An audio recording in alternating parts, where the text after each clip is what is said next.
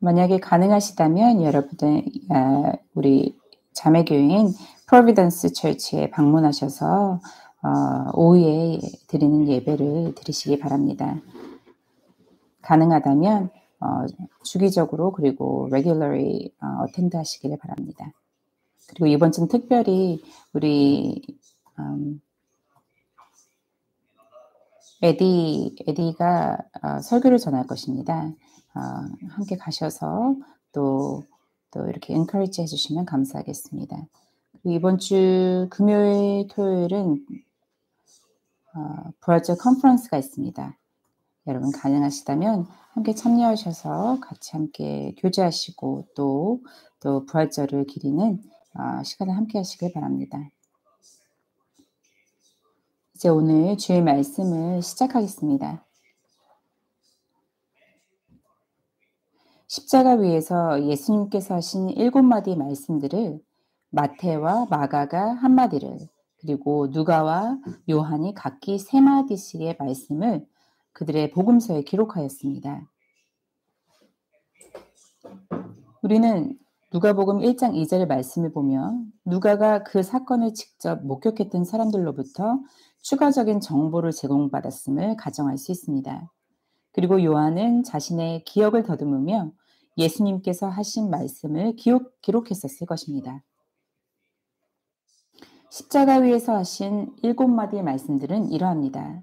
아버지 저들을 사하여 주옵소서. 자기들이 하는 것을 알지 못함이니이다. 제가 진실로 내게 이르노니 오늘 내가 나와 함께 낙원에 있으리라.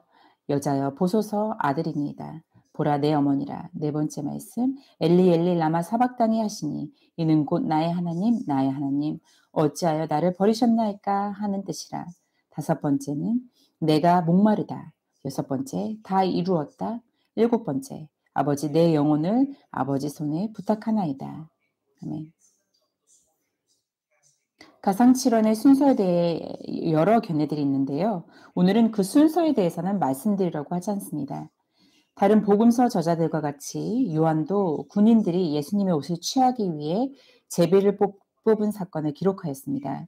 비록 그는 아버지 저들을 사하여 주옵소서 자기들이 하는 것을 알지 못함이니이다 라는 예수님의 기도는 생략하였지만 4명의 군인들이 각기 그의 옷의 한 몫씩을 차지했다는 사실과 예수님의 겉옷이 이음새 없이 통으로 짜여졌다는 것, 그리고 그 네 군인들의 겉옷에 관한 대화 등 그 사건에 대한 다른 자세한 정황들에 대한 묘사를 제공해 주었습니다.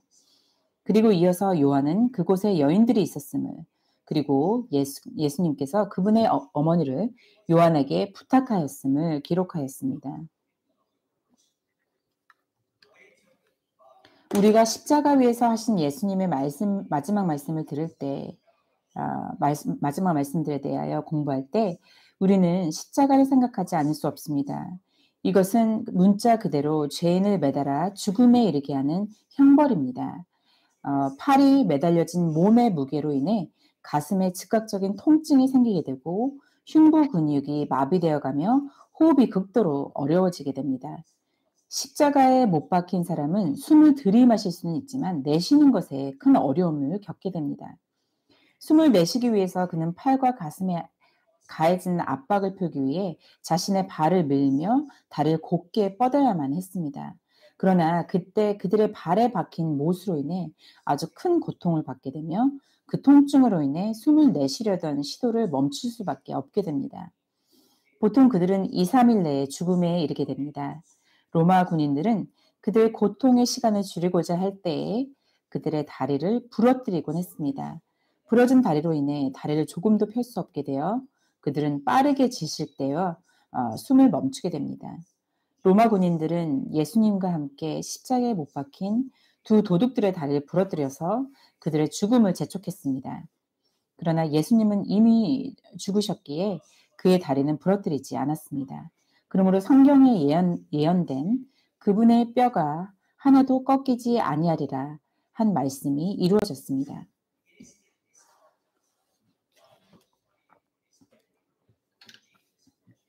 예수님께서는 고통 속에서 마지막 숨을 다투면서도 그분의 마지막 말씀을 남기셨습니다. 예수님의 마지막 7마디의 말씀에 대하여 하나씩 살펴보겠습니다.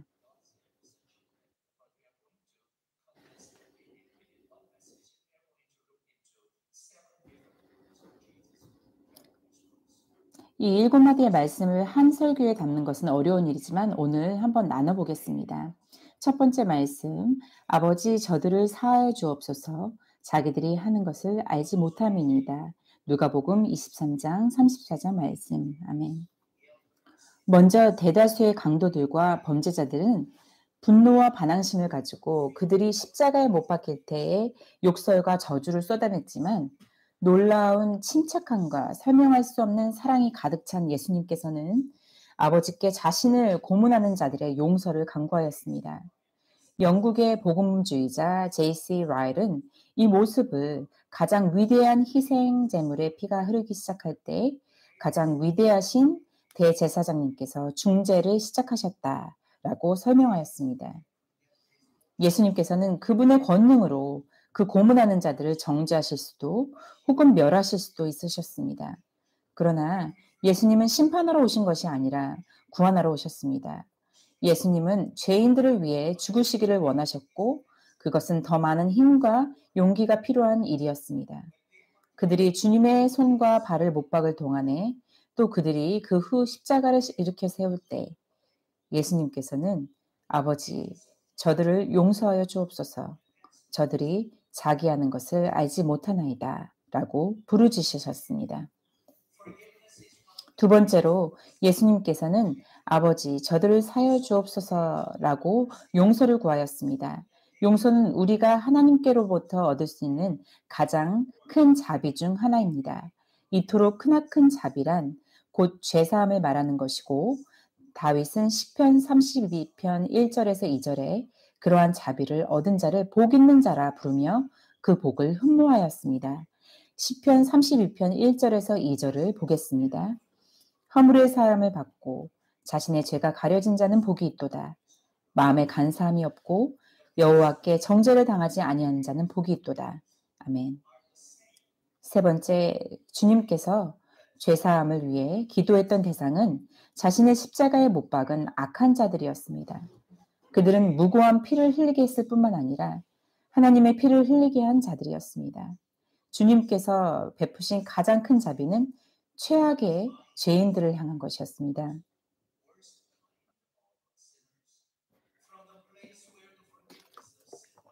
예수님께서는 죄를 용서함이 이루어진 곳에서 죄인들을 위해 기도하셨습니다. 주님은 자신의 죽음과 피로 죄의 대가가 치러지는 곳에서 그들을 위한 용서를 기도하신 것입니다. 로마서 3장 9절에서 18절에 따르면 하나님 앞에 의로운 사람이 하나도 없다고 하였습니다. 그것은 정말 절망적인 우리의 모습입니다. 그러나 이곳에 우리의 위로와 희망이 있습니다. 우리가 죄인들임에도 그리스도 안에 있는 구원은 우리를 배제하고 있지 않습니다. 구원은 죄인을 위한 것이기 때문입니다. 우리의 도덕적 참담함은 우리를 자비의 장막 밖으로 내몰지 아니합니다. 그것은 그분의 자비하심이 비참한 자들을 위한 것이기 때문입니다. 우리의 부패하고 타락함이 우리에게 신령한 은혜가 이르는 것을 막지 못합니다. 주님의 은혜는 의로움이 결핍된 자들을 위한 것이기 때문입니다. 그리스도께서는 그분을 십자가에 못 박은 자들을 위해 기도하셨습니다. 다른 말로 그들은 그리스도의 살인자들이었습니다. 그들의 손은 가시면류관을 꽈서 그분의 머리 위에 씌었으며 그 손으로 그분의 거룩한 몸을 못으로 찔렀습니다. 그들은 십자가 위에 그분의 죽음의 고통을 조롱하였습니다. 그러나 예수님께서는 그들을 위하여 기도하셨습니다. 바로 이 진리가 우리의 약한 마음을 구원의 확신으로 인도해 줍니다. 십자가 위에서 그리스도께서 행사하신 유일한 신적 특권이 죄사함이라는 것은 참으로 놀라운 사실입니다. 이 예수께서 이르시되 아버지 저들을 사하여 주옵소서. 사도 요한은 요한 1서 2장 1절 후반부에서 이렇게 고백하였습니다. 만일 누가 죄를 지어도 우리에게 아버지와 함께 계신 변호자가 계시니 곧 의로운 분 예수 그리스도시라. 아멘. 주님은 세상의 희생자가 아니라 구원자이셨습니다.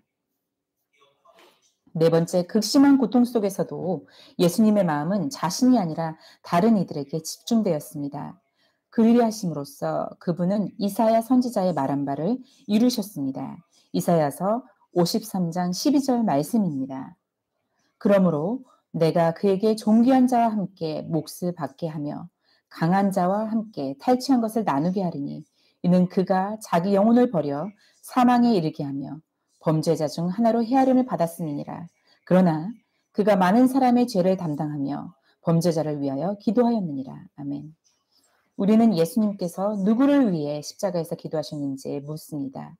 어떤 사람들은 그분께서 유대 사람들을 위해 기도하였다 주장하고 또 어떤 사람들은 그분을 십자가에 못 박고 옷을 나누어 가진 로마 병정들을 위해 기도했다고 말합니다. 누가복음 23장 33절에서 34절을 보겠습니다. 그들이 갈보리라는 곳에 이르러 거기서 그분을 십자가에 못 박고 그 범죄자들로 그렇게 하니 하나는 오른편에 다른 하나는 왼편에 있더라. 그때 예수께서 이르시되 아버지여 저들을 용서하여 주옵소서 저들은 자기들이 하는 일을 알지 못하나이다 하시더라. 그들이 그분의 옷을 나누어 제비를 뽑고 아멘. 여기서 누가복음 23장 33절의 대명사 그들은 십자가에 못 박은 자들인 군인들을 암시하고 있습니다. 이것은 같은 사건을 다루고 있는 마가복음 15장 16절 그리고 24절과 비교해보면 매우 분명합니다. 예수님께서 마치 범죄자인 것처럼 다른 두 범죄자 사이에 십자가에 못 박히신 것은 매우 부당한 일이었습니다. 예수님께서는 아버지여 저들을 용서하여 주옵소서라고 말씀하셨습니다. 죽는 순간까지도 예수님의 마음속에 있는 가장 큰 관심은 그분에게 고통을 가하고 있는 자들의 죄에 대한 부담이었습니다. 그들의 죄가 사해지는 것이 십자가의 고통보다 더 중요했습니다. 주님의 이 기도는 그분을 십자가에 못 박으라 외쳤던 유대인들에게까지 확대되어졌습니다. 다섯 번째, 그들에게 이러한 자비를 베푸시기를 간절히 간구하신 이유는 그들 자신이 무엇을 행하고 있는지 알지 못하기 때문입니다. 그들의 행위는 그들의 무지함에서 비롯되었습니다.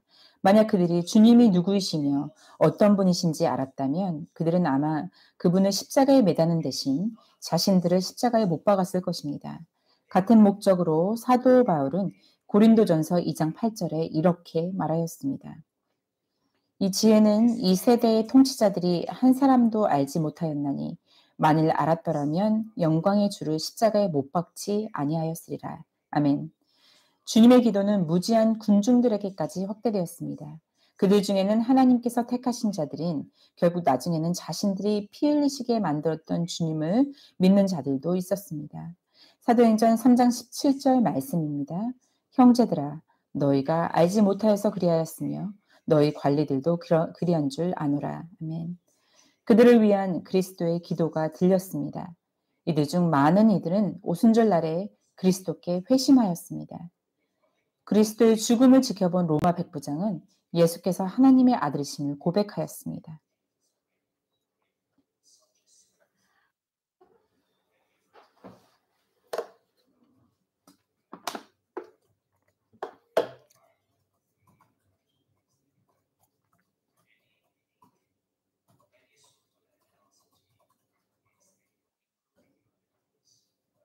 여러분, 예수님께서는 이러한 죄인들을 위해 기도하셨습니까? 기도하셨습니다. 우리는 우리의 원수를 위해 기도합니까? 여러분의 마음 가운데 어떤 증오심이나 누군가를 싫어하는 마음이 있다면 그들을 위해 기도하시고 우리 죄인을 용서하셨던 예수님의 사랑을 기억하시길 바랍니다. 두 번째 말씀, 내가 진실로 내게 이르노니 오늘 내가 나와 함께 낙원에 있으리라. 누가복음 23장 43절 말씀입니다. 다 함께 누가복음 23장 39절에서 43절을 보시겠습니다. 읽어보시겠습니다. 함께. 39절 달린 행악자 중 하나는 비방하여 이르되 내가 그리스도가 아니냐 너와 우리를 구원하라 하되 40절 하나는 그 사람을 꾸짖어 이르되 내가 동일한 정죄를 받고서도 하나님을 두려워하지 아니하느냐 우리는 우리가 행한 일에 상당한 보응을 받는 것이니 이에 당연하거니와 이 사람이 행한 것은 옳지 않은 것이 없느니라 하고 이르되 예수여 당신의 나라에 임하실 때에 나를 기억하소서 하니 예수께서 이르시되 내가 진실로 내게 이르노니 오늘 내가 나와 함께 낙원에 있으리라 하시니라. 아멘. 첫 번째, 마태와 마가는 예수님과 함께 십자가에 매달린 강도들도 역시 예수님을 비방하였다고 간단히 언급하였습니다. 누가는 그 강도들이 한 말들을 기록하였고, 그리고 그 범죄자들 중 한 사람이 예수님께 자신을 기억해 주기를 요구했다고 기록하였습니다. 군중들과 치리자들, 군인들, 그리고 예수님과 함께 십자가에 못 박힌 자들까지 모두 예수님을 조롱하였습니다. 그들은 자기 자신들에게만 열중했을 뿐 예수님께서 누구이신지 알지 못했습니다. 하지만 강도들 중 한 사람은 완전히 다른 태도를 보였습니다. 그는 자신의 죄와 그에 따른 형벌의 정당성을 인정하면서도 예수님의 결백함을 깨달았고 그분이 메시아이심을 알아보았습니다. 예수님은 응답하셨습니다. 진실로 내가 내게 이르노니 오늘 내가 나와 함께 낙원에 있으리라. 아멘. 누가복음 전체와 사도행전을 아울러 누가는 소외받는 이들에 대한 관심을 나타내었습니다.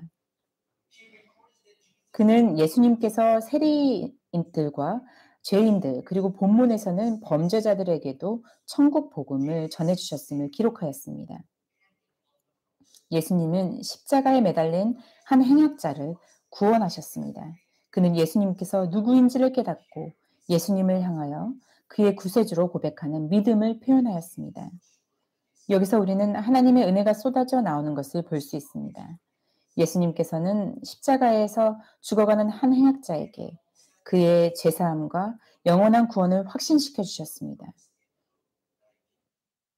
한 행악자가 주님께 말하였습니다. 주여 주께서 주의 왕국으로 들어오실 때 나를 기억하소서. 저는 이 사람이 주님의 왕국에 대해 얼마나 이해하고 있었는지에 대해 알지 못합니다. 그러나 진실로 내가 내게 이르노니 오늘 내가 나와 함께 낙원에 있으리라. 하신 주님의 응답은 신속하고 명확하게 그의 안전에 대한 확신을 주었습니다. 예수님께서는 그날 바로 그를 낙원에 함께 데리고 가실 것이라고 확신하셨습니다. 낙원으로 번역된 파라다이스라는 단어는 기쁨의 정원을 뜻하는 페르시아어입니다.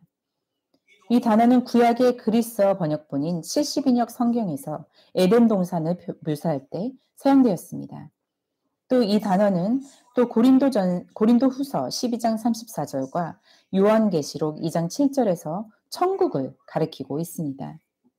우리는 이 행악자의 회개와 회심의 이야기를 통해서 예수님께서 용서함과 죄사함을 얼마나 기뻐하시는지를 알 수 있습니다. 그러므로 우리는 겸손히 용서와 치유 그리고 하나님의 낙원에 대한 확신을 바라며 주 예수님께 나아가야 합니다. 둘째로 예수님의 응답은 일생을 죄로 물들어 살았던 죄인의 회개에 대한 값없이 주시는 은혜의 풍성함을 보여줍니다. 자신의 범죄함으로 인해 그는 이제 그의 생명을 잃게 되었습니다. 그가 행했던 행위들은 비유도덕적이며 불경스러운 것이었지만 그러나 이제 그는 그렇게 살아왔던 과거로 인해 마음이 부서짐을 경험하였습니다. 그리고 그는 죄를 깨닫고 회심되었습니다. 그렇습니다. 그는 십자가 보혈의 첫 열매가 되었습니다. 누가복음 23장 42절에 그의 믿음이 나타나 있습니다. 함께 보시겠습니다. 이르시되 예수여 당신의 나라에 임하실 때에 나를 기억하소서 하니 이 요구에 대한 대답에서 예수님께서 그를 용서하셨고 그를 은혜롭게 받아들이셨다는 것이 나타나 있습니다. 내가 진실로 내게 이르노니 오늘 내가 나와 함께 낙원에 있으리라. 아멘. 주님의 이 약속은 우리 모두의 예상을 훨씬 뛰어넘는 것이었습니다. 바로 예수님께서 그 악한 죄인에게 오늘 내가 나와 함께 낙원에 있으리라 라고 말씀하셨습니다. 세 번째 말씀, 여자여 보소서 아들이니이다. 그리고 보라 내 어머니라. 네, 복음서 작가들 중에서 사도 요한이 이 고난 주간의 사건에 대한 가장 자세하고 현실적인 묘사를 하였습니다. 빌라도는 유대인들의 왕 나사렛 예수라는 명패를 아람어와 라틴 그리고 그리스어로 썼습니다. 오직 요한만이 새 언어로 쓰여진 것을 언급하였습니다. 요한은 또 빌라도와 대제사장들 사이에 이루어진 이 명패에 대한 대화 내용을 기록하였습니다. 그는 십자가 근처에서 4명의 로마 병정들이 제비를 뽑으며 예수님의 옷을 네 몫으로 나누어 취하며 했던 대화들도 생생하게 기록하였습니다. 그리고 그는 십자가 곁에 있었던 여인들의 이름도 열거하였습니다. 여인들의 이름에 대한 열거는 예수님께서 십자가 위에서 하신 세 번째 말씀, 여자여, 보소서 아들이니다. 그리고 보라, 내 어머니라로 이어졌습니다. 십자가 위에서 내려다보신 예수님께서는 여전히 아들로서 자신의 어머니의 필요를 걱정하였습니다. 예수님의 형제들이 그녀와 함께 있었는지를 알 수 있는 자료는 찾을 수 없지만 우리는 여기서 그리스도의 인간성을 분명하게 볼 수 있습니다. 첫 번째로 우리에게 예수님께서 모든 은혜의 자녀들로 하여금 그분을 따라할 수 있도록 보여주신 본보기가 있습니다. 그것은 그들로 자연과 은혜의 법에 따라 어떻게 그들의 부모를 대해야 하는지에 대하여 가르쳐주고 있습니다. 그리스도는 그분께서 평상시 사는 동안에 언제나 부모님께 복종하고 순종하셨을 뿐만 아니라 십자가에 달려서 죽음의 고통을 단행하시는 순간까지도 어머니를 걱정하는 모습을 보이셨습니다. 또 그 제자에게 이르시되 보라 내 어머니라 하신데 이 말씀에는 그분께서 사랑하셨던 제자에게 괴로워하시는 자신의 어머니를 부탁한다는 애정어린 권유가 함께 포함되어 있습니다. 주님께서는 지금 가장 괴롭고 마음의 안정을 찾을 수 없는 자신의 어머니에 대한 애틋한 관심과 존경을 표현하셨습니다. 누가복음 2장 35절의 시므온의 예언이 성취되었습니다. 참으로 칼이 내 혼도 찔러 꿰뚫으리라. 이것은 많은 사람의 마음의 생각이 드러나게 하려 함이라 하더라. 아멘. 그녀의 혼이 찔려 꿰뚫어졌습니다. 그러므로 예수님께서는 사랑하는 제자에게 자신의 어머니를 보라, 내 어머니라 라고 권하셨습니다. 이 말씀 속에는 그 제자로 하여금 그녀를 너의 친어머니처럼 모시어라. 나에 대한 사랑을 나의 어머니를 정성껏 보살핌으로 나타내어라 라는 뜻이 들어있습니다. 두 번째, 죽음을 목전에 두고서도 예수님은 다른 이들에게 몰두하셨습니다. 그분은 다른 누구보다도 자신의 어머니를 생각하셨으며 그녀에게 부족한 것이 없도록 준비를 하셨습니다. 요한복음 19장 26절에서 27절 말씀에 예수께서 자기의 어머니와 사랑하시는 제자가 곁에 서 있는 것을 보시고 자기 어머니께 말씀하시되 여자여 보소서 아들이니이다 하시고 또 제자에게 이르시되 보라 내 어머니라 하신대 그때부터 그 제자가 자기 집에 모시니라. 아멘. 자신의 아들이 범법자처럼 취급을 당하며 갖은 경멸과 고문을 당하는 것을 보면서 마음이 찢어짐을 느꼈을 예수님의 어머니 마리아는 할 수만 있다면 자신이 아들의 고통을 대신 짊어지고 싶었을 것입니다. 그녀는 예수님으로 인해 마음이 아팠고 예수님께서는 그것을 잘 알고 계셨습니다. 마리아가 과부가 되었을 때로부터 그녀의 첫째 아들인 예수님은 그녀의 필요를 돌볼 법적 책임을 가지고 계셨습니다. 그렇지만 예수님께 그녀의 필요를 돌보는 것은 의무적인 책임 그 이상의 것이었습니다. 그분은 마리아의 고통에 민감하셨으며 그녀의 안녕에 신경을 쓰셨습니다. 주님은 자신의 사랑하는 제자 요한에게 어머니를 보살펴 줄 것을 부탁하였습니다. 예수님은 요한이 마리아를 그의 친어머니처럼 모실 것을 알고 계셨습니다. 예수님께서는 자신의 영혼과 육신에 고통이 가득 차 있었을 때조차 그분의 소중한 인연들을 염두에 두고 계셨습니다.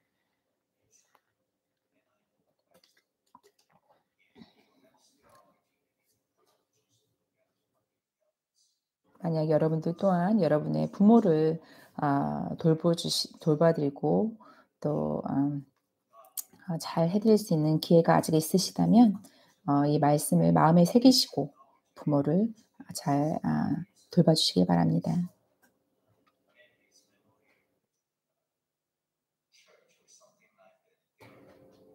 그것은 여러분의 특권입니다.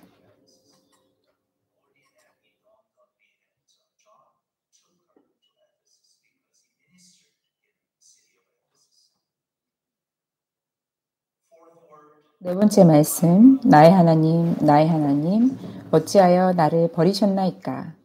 아멘. 이곳에는 약간의 차이들이 있습니다. 마태복음 27장 46절에서 47절 말씀을 살펴보겠습니다.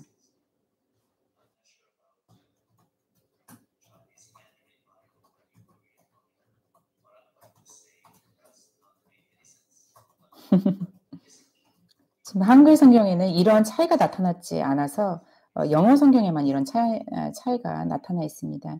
그래서 한국말로는 이게 아마 그렇게 의미가 전달이 될 수 있을지 모르겠습니다. 일단 마태복음 27장 46절에서 47절 말씀을 보겠습니다. 함께 읽으시겠습니다. 제9시쯤에 예수께서 크게 소리질러 이르시되 엘리 엘리 라마 사박다니 하시니 이는 곧 나의 하나님 어찌하여 나를 버리셨나이까 하는 뜻이라. 거기 섰던 자 중 어떤 이들이 듣고 이르되 이 사람이 엘리야를 부른다 하고. 아멘. 한 구절을 더 살펴보겠습니다. 마가복음 15장 34절 말씀입니다. 이번에는 마가복음 15장 34절 말씀입니다. 제9시에 예수께서 크게 소리 지르시되 엘리 엘리 라마 사박다니 하시니 이를 번역하면 나의 하나님 어찌하여 나를 버리셨나이까 하는 뜻이라.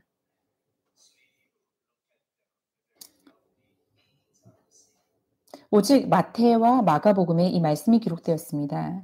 또 이 말씀은 그들이 기록한 십자가 위에서 예수님께서 하신 유일한 한마디였습니다. 그러나 마태복음과 마가복음의 말씀의 표현이 조금 다릅니다. 이것으로 인해 예수님께서 십자가 위에서 하신 네 번째 말씀은 무엇일까?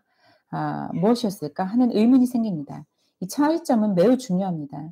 그것은 예수님께서 말씀하신 언어에 관하여 다르기 때문입니다. 다시 한번 말하지만 한글 성경에는 이러한 차이가 잘 나타나 있지 않습니다. 이 단락은 현재 영어 번역 성경들을 보면 그 차이가 두드러집니다.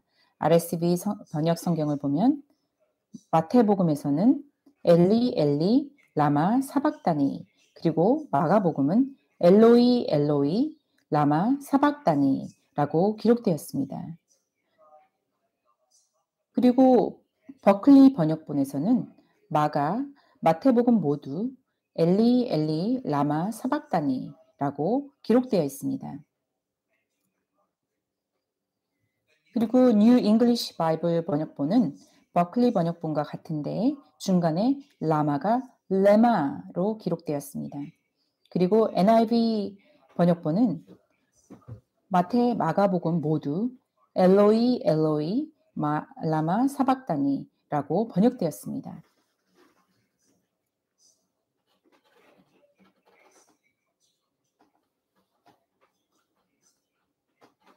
이것은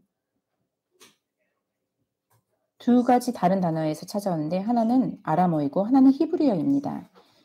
히브리어 구약 표준 성경인 마소라 사본에서 시편 22편 2절을 읽으시면 엘리 엘리 라마 아자부타니로 기록된 것이 아람어 성경으로 엘로이 엘로이 라메 사바크다니라고 표현됩니다. 다시 한번 말하지만 그 last one, 마지막 거 아자부타니 그리고 사바크다니라는 차이점이 있습니다. 만약 우리가 마태복음을 엘리 엘리 라마 사박다니로 읽는다면 그것은 처음 세 단어는 히브리어로 되었고 마지막 단어는 아람어로 표현되었다는 것을 알 수 있습니다. 아자부타니 대신 사박다니가 사용되었습니다. 우리가 만약 마가복음의 말씀을 엘로이 엘로이 레마 사박다니로 읽는다면 문장 자체가 아람어로 되어 있다고 주장할 수 있습니다.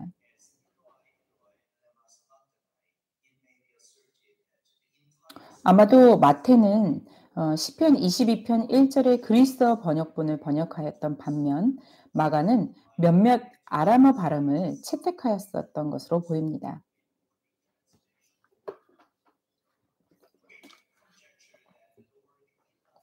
예수님 시대의 엘리라는 단어는 엘리야를 줄여서 말한 것이라고 추측할 수 있습니다. 물론 구약 성경에서는 엘리야의 약칭이 사용된 적이 없었고 그의 본래의 이름만이 쓰여졌지만 신약 시대에서는 변했을 수도 있습니다. 엘리라는 단어는 평상시 하나님을 가리키는 말로 쓰이지 않습니다. 왜냐하면 신약 시대에는 엘로이라는 아람어가 하나님을 지칭하는 말로 쓰였기 때문입니다. 그래서 예수님께서 엘리 엘리 라마 사막다니라고 소리쳐 외쳤을 때 사람들은 주님이 엘리야를 부르신다고 이해한 것입니다. 그럴듯한 가설은 왜 군중들이 시편 22편 1절을 인용한 예수님의 말씀을 엘리야의 도래와 연관시켰는지에 대한 해답을 줍니다. 고통의 가장 어두운 시기에 예수님께서는 하나님과 분리되는 고통을 표현하셨습니다. 주님께서는 우리 모두의 죄악의 무게를 다 짊어지고 계셨습니다. 이 말씀을 하셨을 때에는 제9시쯤이라고 기록되었는데 이것은 오후 3시 정도입니다. 그리스도께서는 최소 3시간을 꽉 채운 시간 동안 십자가에 매달려서 영과 육의 고통을 받으셨습니다. 그분의 영혼에 괴로움과 지침이 가득 차 올랐을 이 시점에 이르러서 그분의 괴로운 영혼으로부터 애처로운 외침이 새어나왔습니다. 나의 하나님, 나의 하나님. 그분의 외침은 잔인한 고문으로 인한 육신의 고통이나 자신에 대한 비방이나 조롱으로 인한 것이 아니었습니다. 그러한 것에 관해서는 한마디도 하지 않으셨습니다. 이러한 것들을 모두 초월하신 주님에게 있어서 1만 개의 십자가를 지시는 것보다 더 무겁고 힘든 한 가지는 아버지께서 그분을 버리시는 것이었습니다. 나의 하나님, 어찌하여 나를 버리셨나이까? 이것은 그분을 괴롭히는 보다 깊은 내면의 괴로움이었습니다. 자신으로부터 하나님의 얼굴을 가리시는 것. 자신이 그분께 완전히 낯선 자가 되어버렸다는 괴로움이었습니다. 기력이 다해 죽어가는 사람과는 다르게 활기와 생명, 그리고 감각이 가득 찬 사람처럼 예수님은 크게 소리치셨습니다. 자신의 모든 정신을 다하여 남아있던 힘을 모아 주님은 이 비통한 슬픔을 외치셨습니다.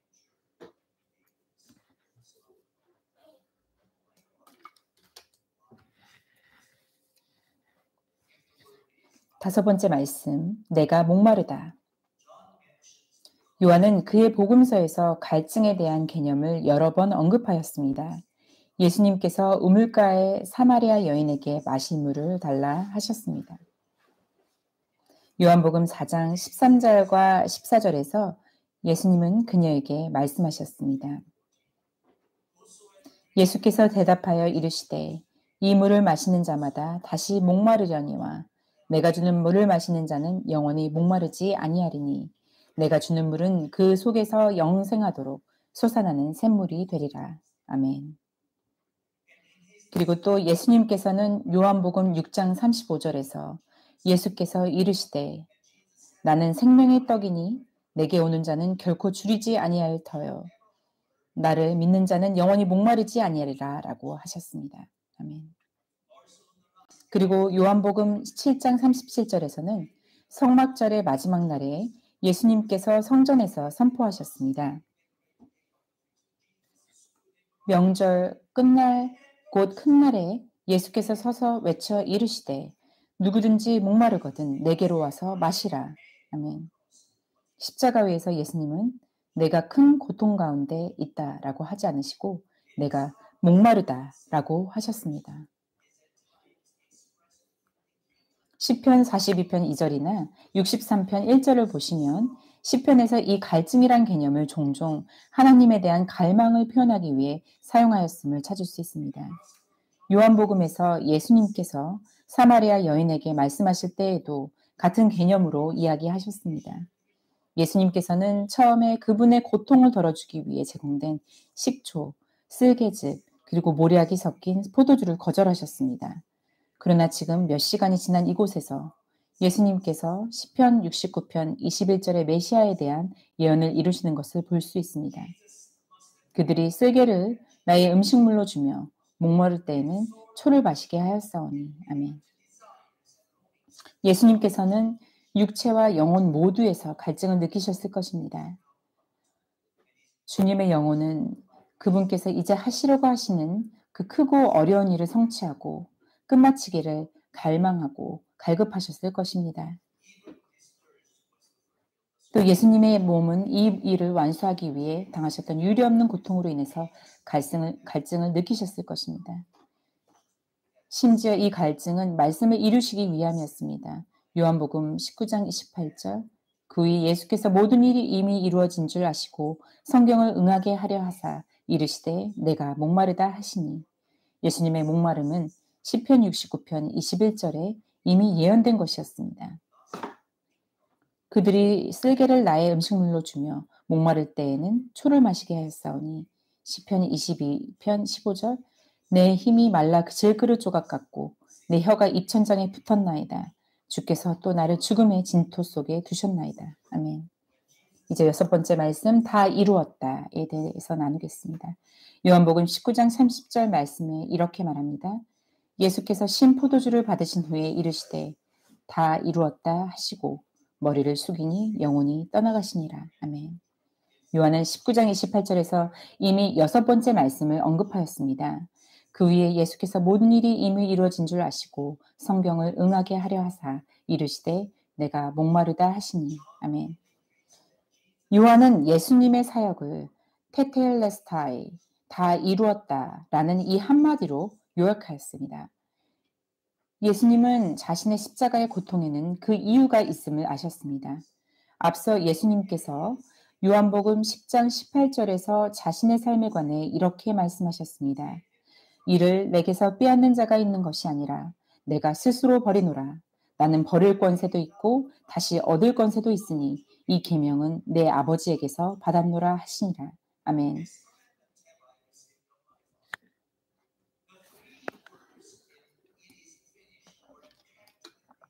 두 번째로 It is finished. 다 이루었다라는 이 세 마디에는 중요한 뜻이 담겨 있습니다.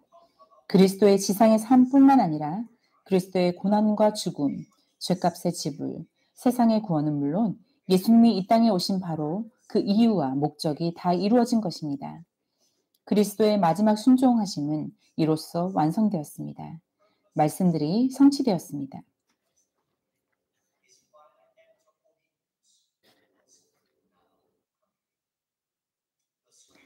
복음서들 가운데서 새 복음서에서는 예수님께서 죽기 직전에 부르짖었다고만 언급하였지만 요한은 예수님께서 부르짖었던 말씀이 무엇이었는지에 관해 기록하였습니다. 보통 십자가에 못 박혀 죽기 직전에 있는 사람들은 울부짖을 힘이 없어 신음하며 죽어갑니다. 하지만 예수님께서는 큰 소리로 외치셨습니다. 그분의 외침은 죽음이 아닌 승리의 외침이셨습니다. 예수님께서는 이제 막 최고의 승리를 거두신 것입니다. 하나님을 향한 그분의 완전한 순종과 십자가에서 죽으심으로 예수님께서는 사람들에게 하늘의 문을 열어주셨습니다. 하나님의 임재하심을 느끼지 못하게 하고 하나님과 사람을 갈라놓았던 벽을 무너뜨리셨습니다. 다 이루셨습니다. 즉 영혼의 구원을 의미했던 모든 유형과 전형이 예수님의 피로 인해 이제 성취되고 완성되었습니다.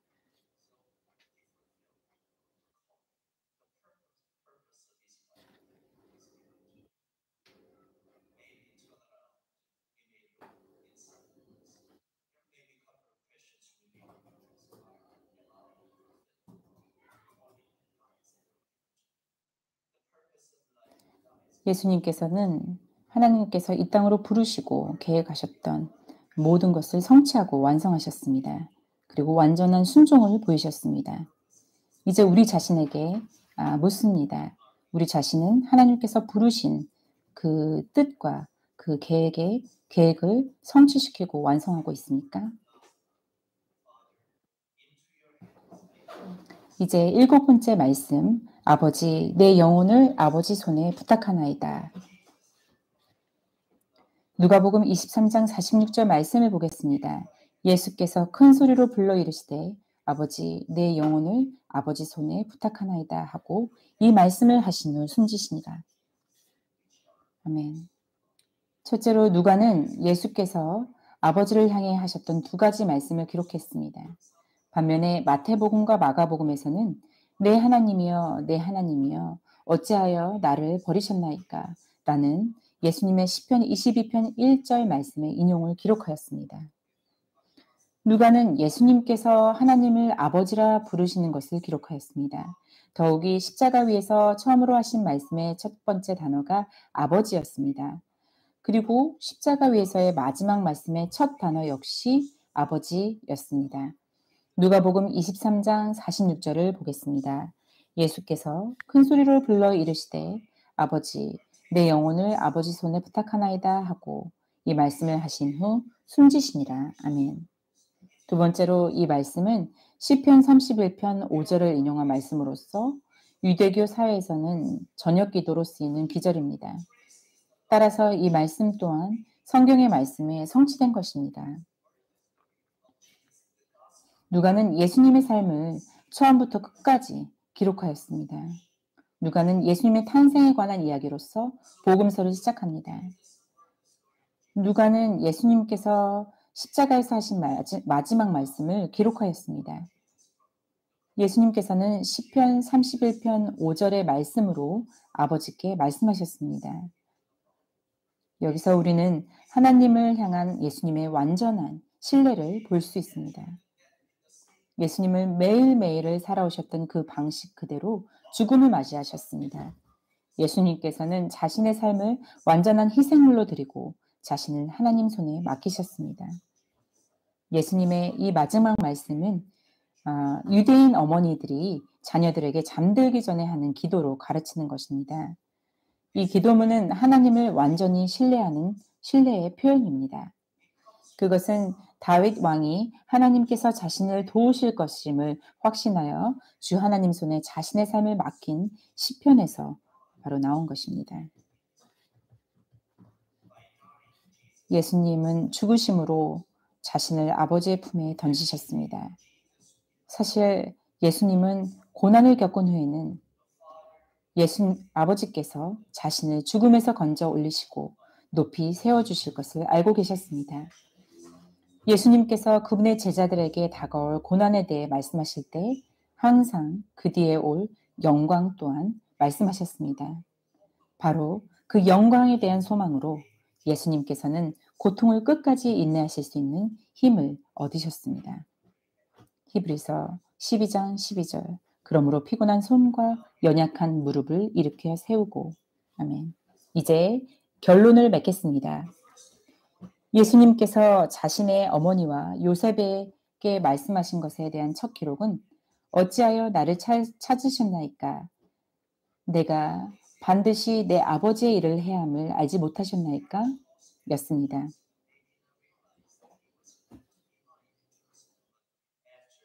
예수님의 부모님은 예루살렘에서 예수님께서 거기 남겨주셨음을 모르고 그를 찾기 시작했었습니다.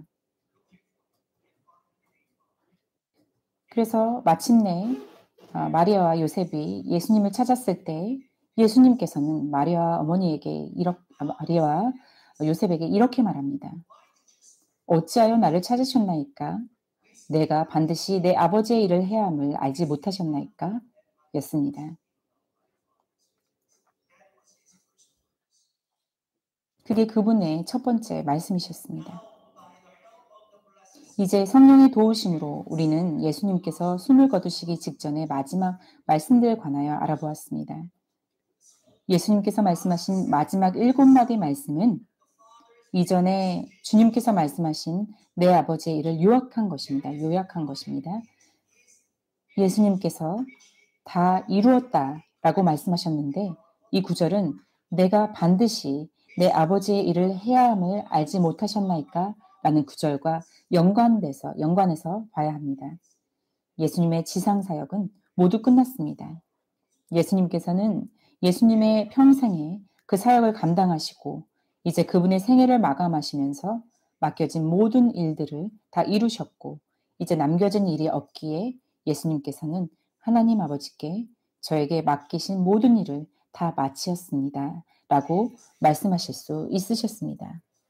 예수님은 언제나 아버지의 손에 머물기를 원했었는데 그것은 다름 아닌 아버지의 집에서 아버지와 함께 계시기를 바라시던 것이었습니다.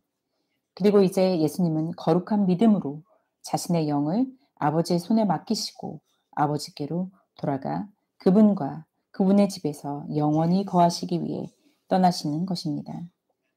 예수님께서는 십자가 위에서 기록된 모든 말씀들을 성취하셨고 우리로 하여금 천국에 갈 수 있는 길을 제공해 주셨습니다. 예수님만이 우리의 유일한 구원자이십니다. 하나님 앞에서 보여지는 여러분의 삶은 어떠합니까? 예수님처럼 순종함 가운데서 성경을 이루는 삶을 살아가십니까? 하나님께서 여러분을 부르신 목적을 따라 살고 계십니까? 예수님께서 십자가에서 보이셨던 본을 따라 살고 계십니까?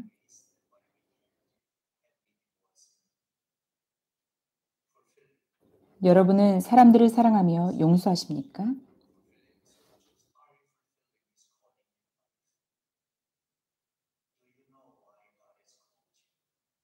여러분은 왜 하나님께서 여러분을 부르셨는지 알고 계십니까? 여러분은 온 마음과 정성을 다하여 하나님을 사랑하고 계십니까? 여러분은 예수님께서 보여주셨던 그 삶의 표본을 따라 살고 계십니까? 여러분은 다른 사람과 화해하고 그 관계를 회복시키기에 노력하고 계십니까? 우리의 마음을 살펴보시길 바랍니다. 이 주간 동안에 우리는 우리의 삶을 되돌아보고 주님께 우리를 다시 한번 더 헌신하여야 할 것입니다. 이제 말씀을 마치겠습니다.